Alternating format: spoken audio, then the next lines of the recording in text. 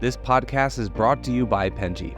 Penji is a creative subscription service that gives you access to pre-vetted, agency-trained creatives from all over the world. From graphic design to illustrations to social media management and web development, it's all included for one monthly price. It's time to say goodbye to the hassle of searching for top-notch creative talent. With Penji, you get quality and consistency delivered right to your inbox every day, carefully crafted for you by humans. So meet your new creative team today.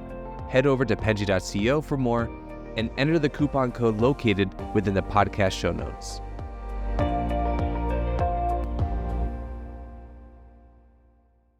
Alrighty. Hello, everyone. Thank you so much for joining the Fully Managed podcast. Carl, thank you so much for joining me. I really appreciate it. Yeah, happy to be here. Thank you. So today we're going to start with a game. As usual, this one I think is very fun. I think that you'll really like it because of the background that you have. So this is called Human or Machine. So I'm going to give you a bunch of scenarios, and you are going to guess whether a human created this idea or a machine did, or AI or whatever. You know what I'm saying? Okay, Sound let's fun? do it. Yeah. Alrighty, it's okay. We'll have your answers at the end, and then we'll grade you. No, it's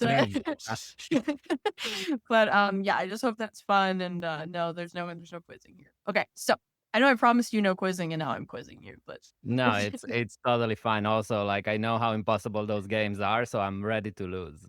It's really actually the last person I quizzed got most of them right, and I was actually disappointed. I was like, oh no. I was like, maybe I didn't make these hard enough. Okay. Let's go. Alrighty, okay. A logo that morphs based on local weather patterns. Human. Yeah. This was a concept behind the rebrand for a Brazilian climate data platform. So that is human. Okay. A luxury vodka brand named Obsidian Echo with packaging that visually responds to music.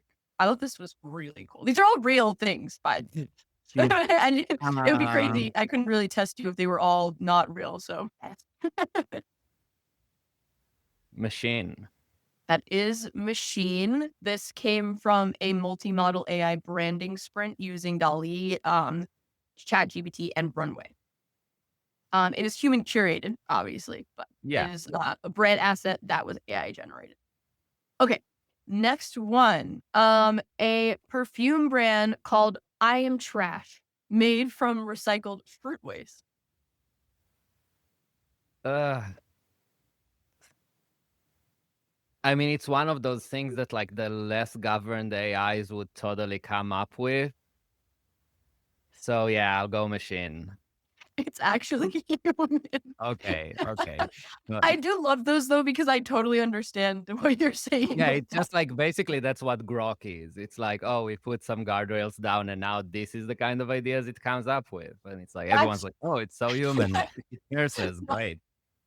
I love the absurdity of it sometimes, because sometimes I'm like, only a human could think of something so absurd, but then you're like, no, Yeah. because AI has that same energy sometimes, because it's so random sometimes that a human couldn't even think of it. But it's so weird because you can't really tell which way it's coming from. Yeah, it's all there in the vector space. You just have to point in the right direction. Yeah, exactly. Okay, so I'm trying to decide which one should be your last one. Okay. This is actually perfectly on topic for what we were just discussing. Okay. A toothpaste brand inspired by vaporwave aesthetics named Glorp. Okay, human. This is a machine. Okay, switch, but yeah, same energy. It's the same I place, get it's it. the same address. Because it's so bizarre that you're like, is this so bizarre because it's AI Yes. generated, or is it human because we have crazy imaginations? Okay, great. Alrighty, well, I think you did great. I think that's impossible to win this game.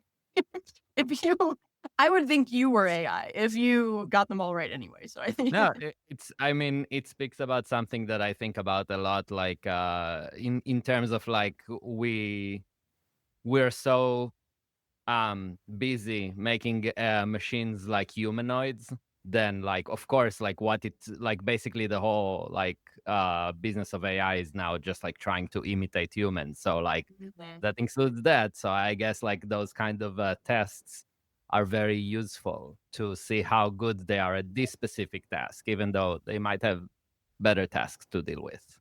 Yeah, it is funny. It's a funny, I guess, dichotomy of the idea that we could maybe waste less time trying to make something more human and just use humans in the process. But at the same time, I think everyone's working towards that goal of once we get this so human, we don't have to, I guess, waste resources doing these things, and we can use this human-like entity to do the things in which we're looking for. And it's just very funny.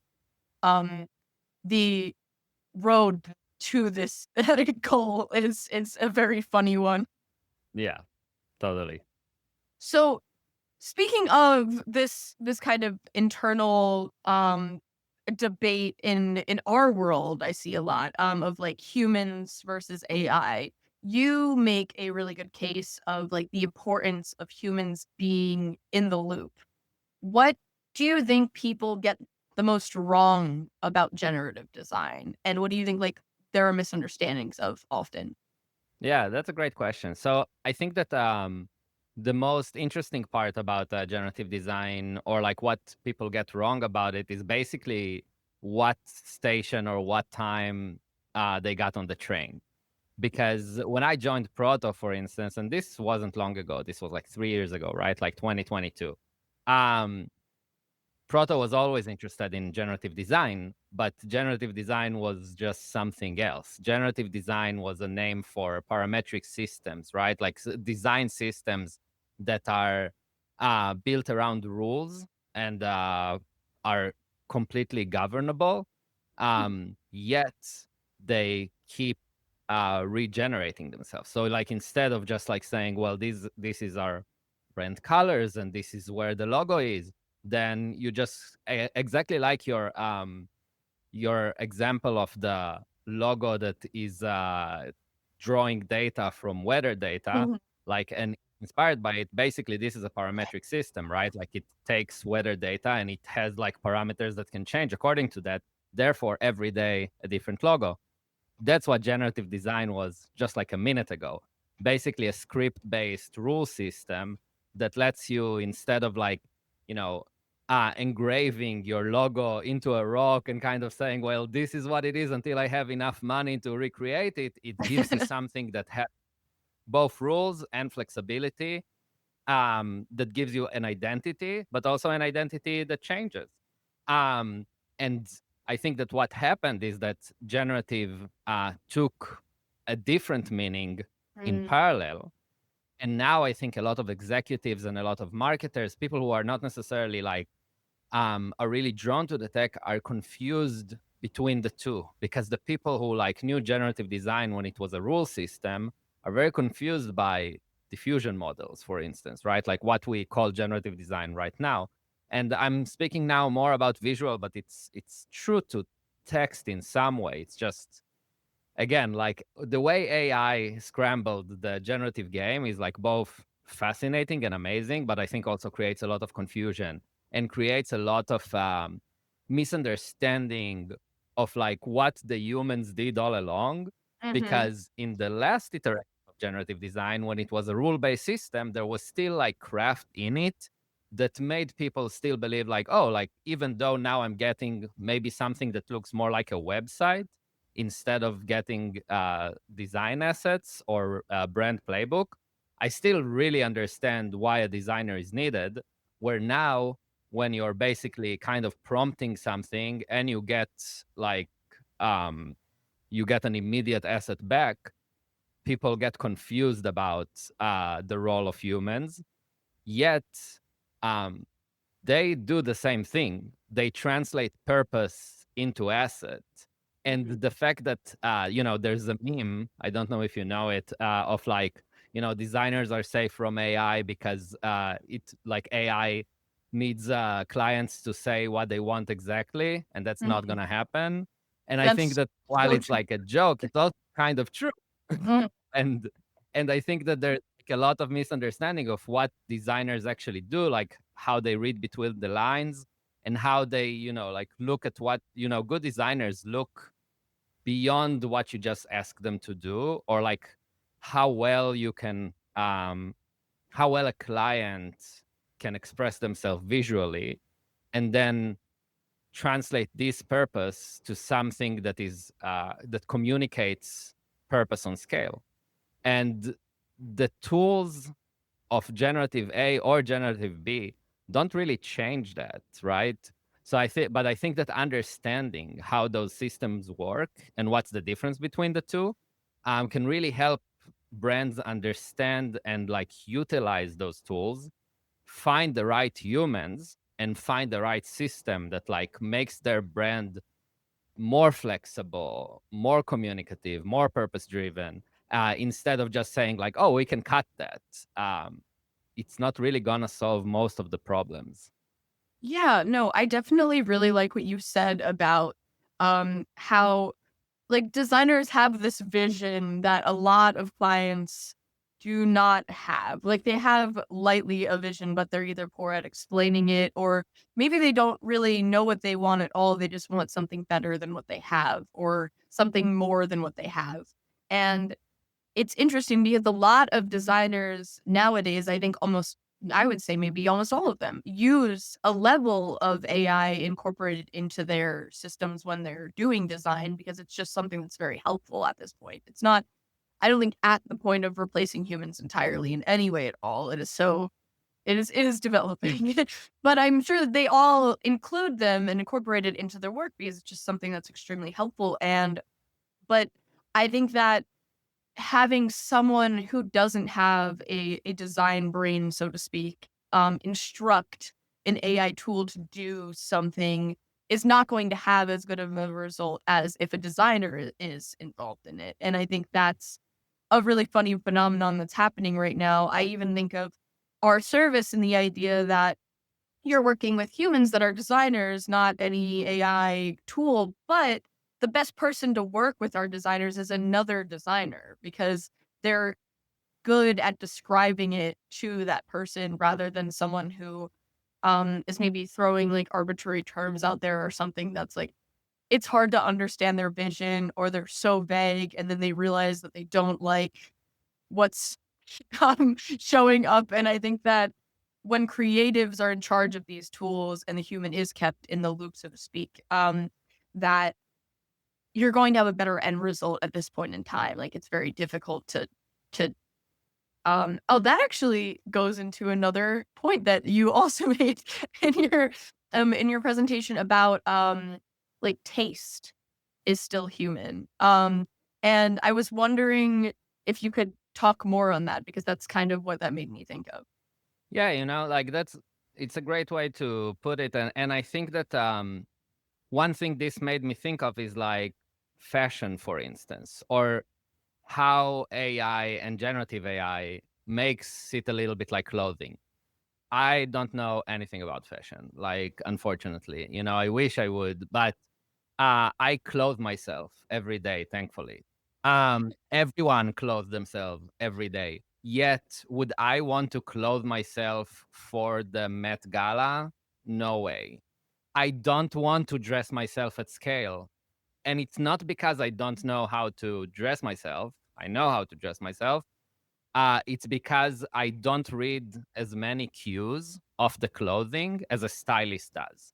Hmm. And I can't translate how my taste or like what I'm trying to convey will scale when like a million people look at it.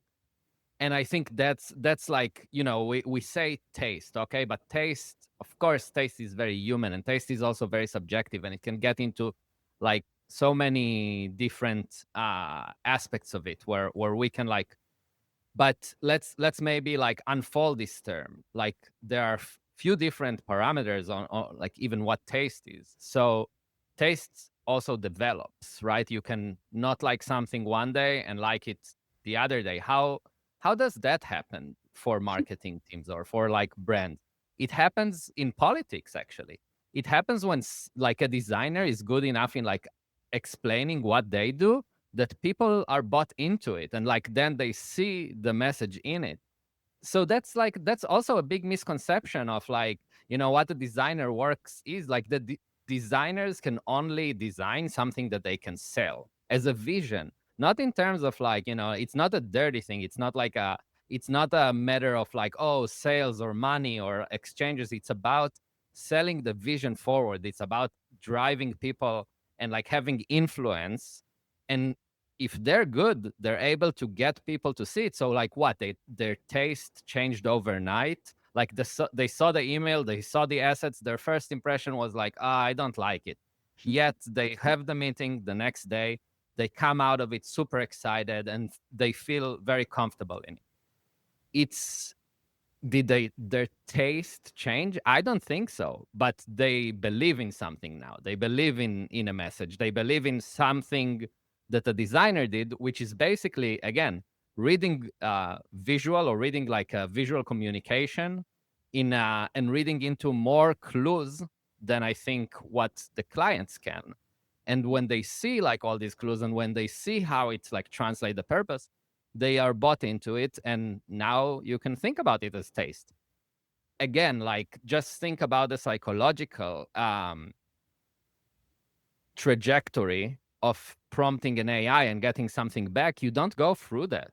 So if if you got the email the day before with whatever it is that you generated and you saw it, and that's the end of it, you might have missed on something amazing. You might have missed on something that like really does can do great for you, even just for like, trying, again, going back to the clothing part, just thinking about like trying something else out, and like like trying it on, walking outside your house with like a new outfit, and it's like you don't really know it, and you don't really know what it does until you like are sold on like that purpose, or like what it should do, or like how it is. And I think that's like a very big part of the again, the human in the loop. The idea that we can remove it is the idea that we like know what we want and we can tell immediately, and that like we read all the cues.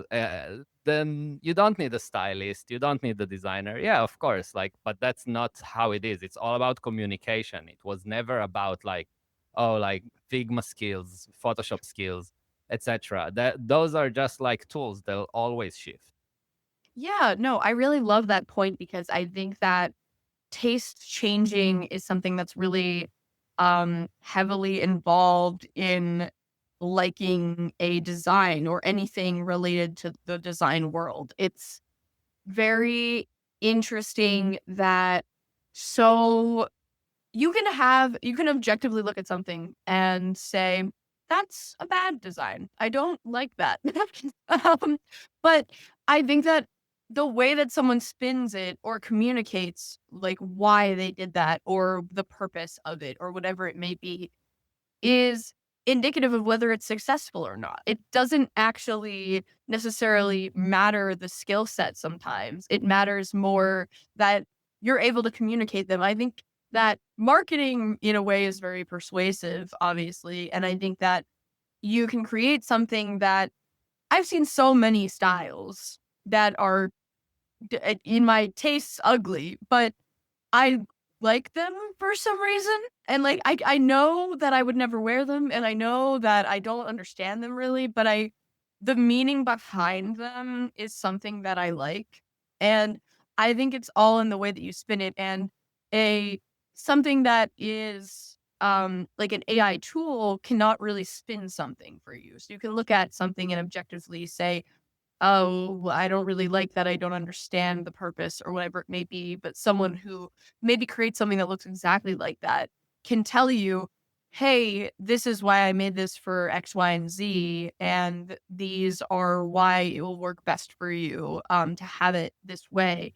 And that's what might convince you to like it. And that's how tastes change. But a tool can't necessarily change your tastes. Yeah, and I think that it's important to remember that best practices and rules generally, design rules or any other rules, are always made in retrospective. Like even if I take something from my background as a musician, like one of the most important things to learn, like if you're a composer, is four-part harmony, which is like all in the style of Bach. And like it's a very very expensive rule book of like like what exactly can you do when you're like harmonizing a four-part choral, right? And it's really hard to learn in a lot of ways, but Bach didn't have none of those rules. He just he just wrote a choral piece every week and heard what's going on, like when he writes A and B and C. He just had a purpose and a function, and he found the best design patterns to answer those problems that he was experiencing every day. It's the exact same with like how you work with type or how you work with color, etc. It always changes, and the best designers think about the function and sometimes completely ignore the best practices of the time because something else is better handling the function. The most interesting part is that AI is not really good at doing that, because AI is, again, all about averaging. And we already kind of covered that it's all there in the vector space, right? Including the like perfume called trash, etc. Like it's all someone there, but like you have to point at it, and it's really hard to point at it because you have to know what to point at. And if you know what to point at, okay, great, you call yourself a designer or not, you're a designer now, welcome to the club. Like it's just like that's the work. It's translating purpose into something that communicates at scale. Everything else is like passing. And yeah, I don't think that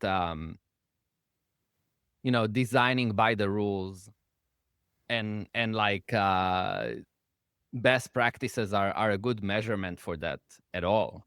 Just because we actually, I think that clients really sometimes like they're trying to find good measurements for like the work that's done, so they can say like, oh, this is great by the rules or not great by the rules. But then they end up like disrupted by someone who didn't follow the rules, and they're just like, why didn't we do something like that? And it's like, oh yeah, because your system is really not receptive of something like that, because you're trying to like enforce something that gives you control, but that control is not part of what makes design successful. Yeah, it's like thinking outside of the box. Like, so you want something to disrupt like the pattern of what's happening at that time, because that's what's going to make your brand stand out. And if you have those very set rules of what to create or how to create, then you might not get something that um you really want to be able to um what's the word I'm looking for? Like present in a crowded environment, like something, especially if your industry is something that's very oversaturated. That's something that you really need a very set vision in, or something that you need to think and explore very different innovative options in order to come up with something that you to stand out with all of the noise. And that's something that you can't necessarily do if you don't have the mindset of what you want it to become.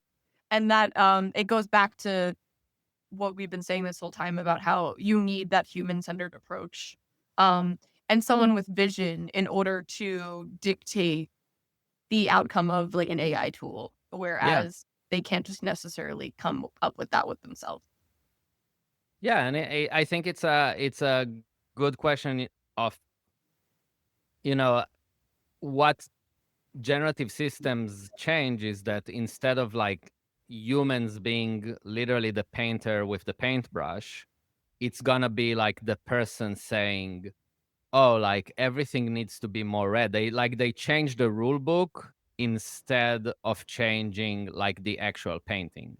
But Mhm. changing the rule book is a lot more powerful, because if you have a rule book that is like successful and works for you and somehow like communicates what you're trying to communicate, then you also have like this beautiful flexible system that is not only right for one occasion, for one style, for like one thing, right? Like we have to, that's what I love so much about generative design in both sides of it, the AI and the parametric design or procedural design, is that it's actually very humane, even though it's like very algorithmic.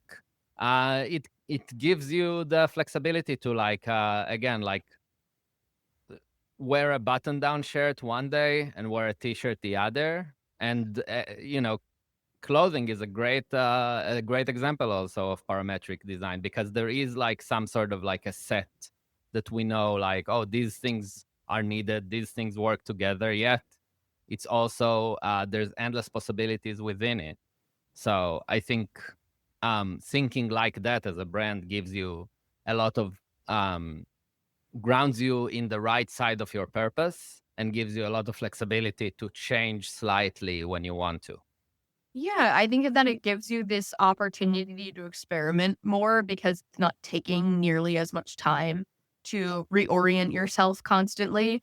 I think that Yeah. that's something that is incredible about AI, especially for design, is the idea that, of course, like making something completely different took so much more before, where now you can see something that's reflective of at least something that you're envisioning is entirely different than what your first maybe set vision was or what you had in mind.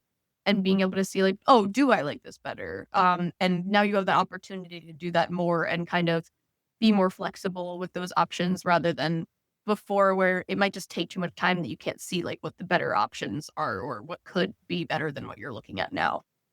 Yeah, totally. And generally, I think it's just really important for people to like have a scrappy experimentation practice like somewhere in their organizations. Usually, it's just a very good investment, because it's it makes sense that you wouldn't want the issues of compliance, like dealing now with like generative AI, for instance, on like brand level for a lot of different customers. For some clients, like it wouldn't matter because they're small, they're scrappy, they can do whatever they want. But for big brands, like this is too much of a risk. And yet there's a lot of places internally where they can like leverage these systems heavily, and like understanding them can be, like an incredible resource. And I don't think it's just about like moving fast or et cetera, which I think like people keep thinking about it in terms of optimization. um, I think it's also just observing a completely foreign practice that you didn't have access to before. And I think one of the biggest values that it has is that when you think about like how it actually works, then you think about the ability to validate also what you think you know, because AI is very good at giving you the exact median perception of a term, of an image, of and a message, and that's very useful for brands, because sometimes they think they communicate something very clearly, and they think that they know exactly how it like catches this middle ground, but it's not necessarily true. Yeah, I think that's really important to know because I I think that there's a learning element of using tools that I think is really helpful because it helps you get out of your brain, like your mindset of some people are very set on something when they, especially if they're the owner of a brand. I think that's something that's so difficult to get out of because you've created something that's very curated and you might view as perfect. But when you have another element involved, then it's kind of like getting a different perspective. Of course, obviously it is not a human being, but it is still something that's helpful to get more feedback, like questioning what you do, but also exactly what you said, like validating what you already know, like something is already good the way it is. And that's incredibly helpful, especially when you don't have the resources or maybe the money to put towards something that would, or maybe a physical person that would be able to give you that kind of feedback. Yeah, I think that's a common like tip that I find that when I work sometimes with clients, like it's we at Proto, a lot of the times we sort of make sure that we use AI in both sides of like, oh, like you want a generator. By the way, the generator is also a validator. Mhm. Like it knows what you're looking for, feed it back the things that your outcomes, and see if they stand out like in the same way that you think they are. Mhm. Um, yeah, because it's I think people are very confused by how generalized AI is. We didn't have a software that was as general use ever, Mhm. right? Like something that can really do everything, and that makes people use it in a very general way, which makes it the outcomes be very generic. Like and I'm not sure what else they expected. So the more you clarify the exact outcomes that you want to get from it and the exact ways that you want to use it, the better your use cases are gonna be. Like again, if you think about, it's kind of weird because like LLMs are not really like like Figma or Photoshop or like I don't know, like Excel or something like that. It's more like Python, like more, like almost everything you touch like has an element that uses Python. Like it's a programming language, but it's also user facing. And I think that's just like really, I don't know. It's creating this extreme confusion in like how to use this effectively. What is this thing? Like does this make everyone useless? Does this make everyone turbocharged? Like who's gonna steal your job? But in the end of the day, it didn't sell me even one thing ever. Not an idea. Not like I did. Sometimes I think it's right, but it doesn't make me believe in anything I did not believe before. Mhm. And people are much, much better at doing that. And especially when it comes to design, that's the whole job. There's nothing else. Like even the best designer who's like the most skillful, if they can't make you believe in their work, like it's useless. Yeah, exactly. And that's the number one most important thing about it, because you can have, like, anyone can dislike or like something for very arbitrary reasons, not for any kind of evidential based like facts that this would work well in this scenario. I think a lot of people will are stuck in that brain because we all have our own biases, but like the selling on it is the point of kind of the scenario, and people very much miss the mark for that of um even understanding that sometimes. And if you are overly reliant on a tool and not necessarily training it kind of in the way in which you were mentioning of being more specific, and which is why it is probably more evident that we should have designers being the ones looking for designs, or someone that has a very curated vision on what they need and being able to describe it well. It only makes sense that that would be the best person to be involved in these tools, because they are going to be able to challenge what is generic, because they are well versed in the world. Yeah, Um, and they're just reading more between the lines. mhm. Like I think that's the difference. I know, like, and again, I'm using like my music background to speak about it. Like sometimes I'm personally like almost frustrated by it, but I know that after being a musician for a long time and like playing in orchestras and playing jazz for a long time, I just like don't hear music like a cultural thing. Like I just hear more things in it, and I know that like I can't go back to being like regular listener. Like I just hear it from a different perspective. And it's just like not different at all. Like with designers, you just see more in the image. And that's that's just like not something. If there's anything that's like unclear about how AI will affect stuff, is really questioning how those skills will be developed when the manual aspect of it goes away. Like I don't think that someone can develop the same kind of like ear or like musical experience that I develop without playing an instrument every day for a long time.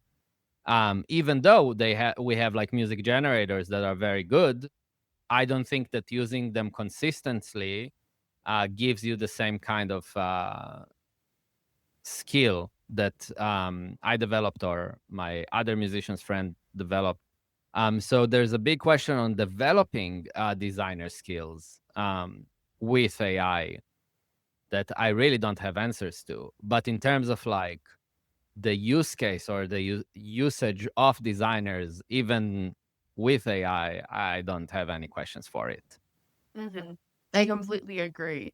So for like a final philosophical question, because I'm curious because I think this comes up kind of often.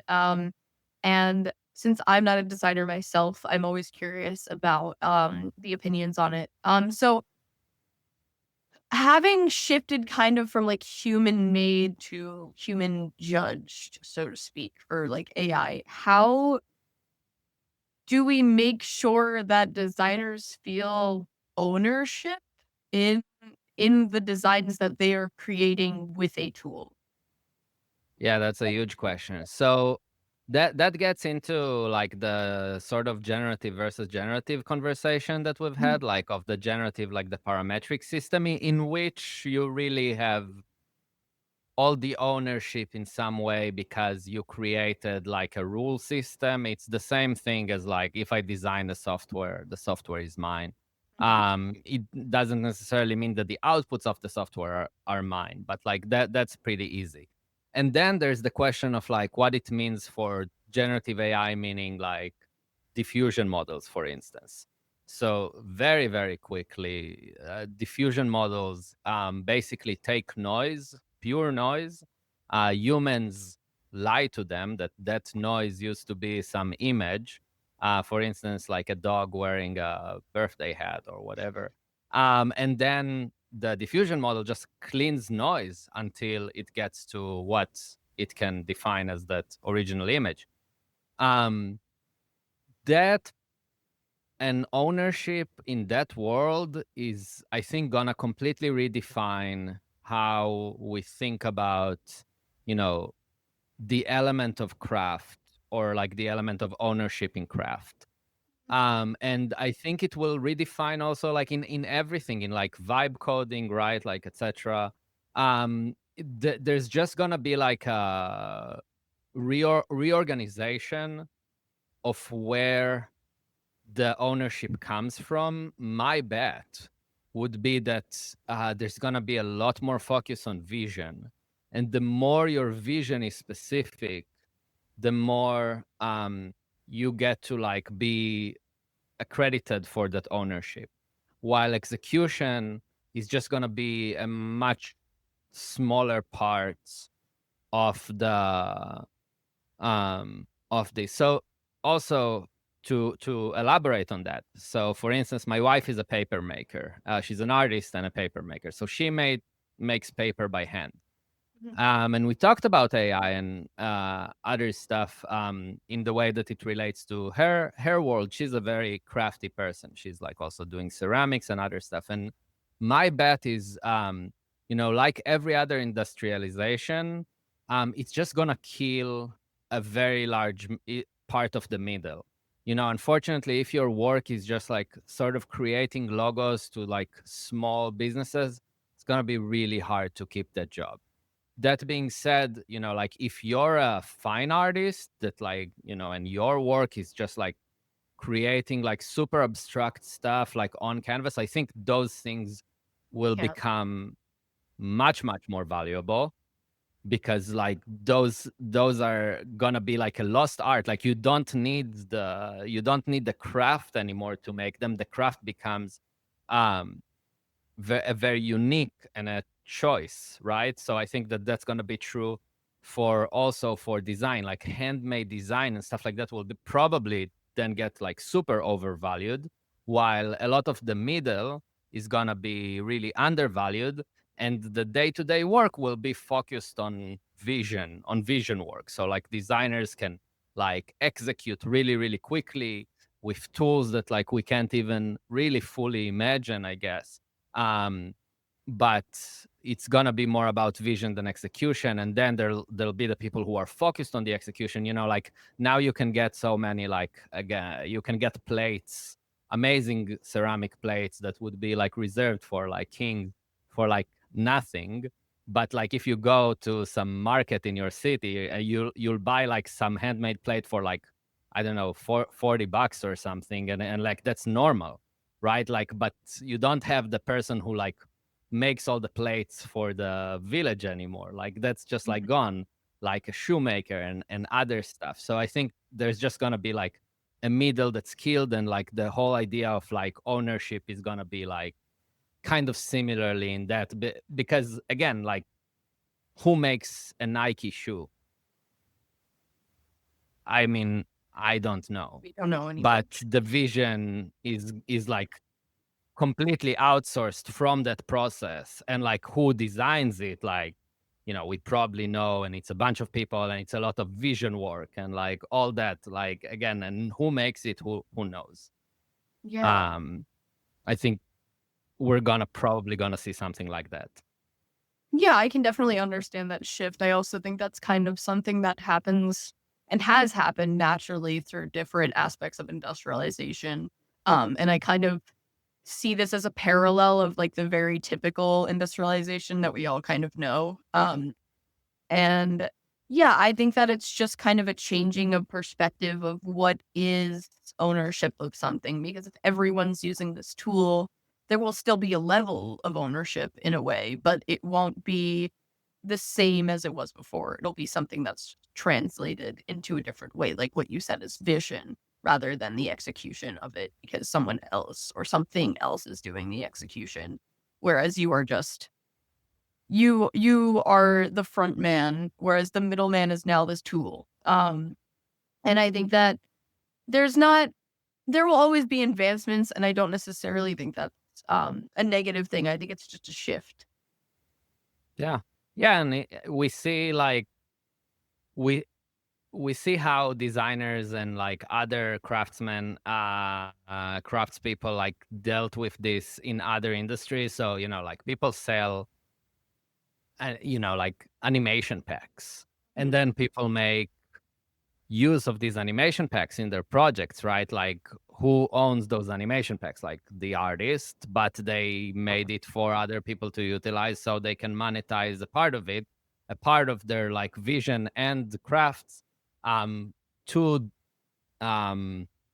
contribute to others' vision and craft, right? Like that's sort of like an economy that didn't really exist in this way before we had like some advancements. Like music is currently like very built of like building blocks where like there's very few people, relatively a lot of people are making music, but very few people can like record it and play it on a really really high level. And those people, they monetize that skill by building sample packs, which are basically Legos for like other people who make music to take what they played and put it on a timeline and then sing over it. And that's fine. And we'll probably see something like that with AI too. I think we already do. People sell like, system prompts and other stuff. And the more the ecosystem will mature, the more we'll see people like find ways to monetize it and give up a little ownership to give other people like parts of the vision. And again, like vision work is just going to be the one thing that like nobody can take away from you. Yeah. And like, they'll try. I'm sure. I'm sure people are trying already, but it's just like in the long run, it's just hard to believe that an organization so like have, especially if you're an executive, have so many things on your mind, do you really also want to cut a bunch of people who like think about the vision of the brand all day, so you can like then have to think about that too? That just doesn't sound like a great Yeah. investment for like for bigger companies. Yeah, I think this is just a very big um shift, like an evolution in how we're working. And I think that obviously this has happened before and there's a lot of negative outcomes to it, but I think there's also a lot of positive outcomes of like how quickly we work and how efficiently we work. And there's a lot of things that we're not spending time on that was so tedious before, that kind of wasted time, so to speak. And I Yeah. think that that is something that is so incredible about using these different tools now. So I think that it's just a lot of people are very apprehensive, but I I think that we always have to look at the positives of what's becoming of AI, and it's clearly not going away. So we should just embrace it as much as we can without overly relying on it, because at this point in time, it's not necessarily everything. And I don't know how long or if ever that will happen. Totally. Well, I think this was a great point to wrap up because we're a little over time, but I thought this was very wonderful. And I really appreciate you going so in depth with this with me, not only like the philosophies, but all the intricacies of what you believe surrounding generative AI and generative design. Because I just think this is a really cool concept. I don't get to talk about it as in depth normally. So thank you so much. Of course, my pleasure. Thank you for having me. Thank you. And thank you so much, everyone, for watching or listening. We'd be nothing without you. So I appreciate you engaging, and I hope that you learned as much from this episode as I get to. So thank you so much, and have a lovely day. You've been listening to Fully Managed, brought to you by Penji. Check out the show notes to learn more about today's guest, and to learn more about Penji, the human-first creative subscription service, head over to penji.co. And by the way, if you're still listening, it would mean the absolute world to us if you were to share this podcast with a friend, and of course, subscribe.